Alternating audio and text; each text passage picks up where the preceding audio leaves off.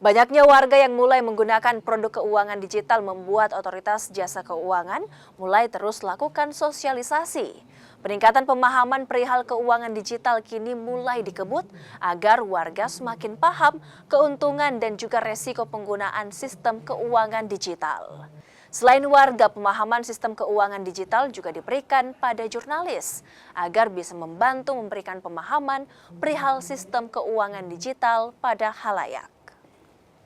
Sementara inklusi keuangan mendukung pemerataan pendapatan. Jadi banyak masyarakat menggunakan produk keuangan tanpa memahami sepenuhnya. Nah ini yang sangat perlu menjadi perhatian kita bersama.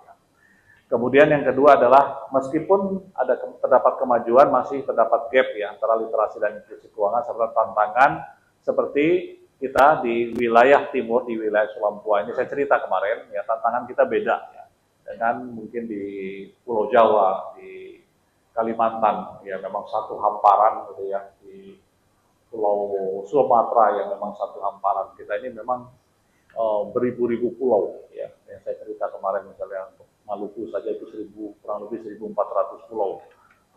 Maluku Utara itu 1.200 pulau. Nah ini banyak sekali pulau dan ini tentunya tantangan kondisi geografis. Dan ini juga tantangan yang terberat juga adalah masih banyak wilayah-wilayah tersebut khususnya yang masih blank spot atau sinyal internetnya yang memang perlu masih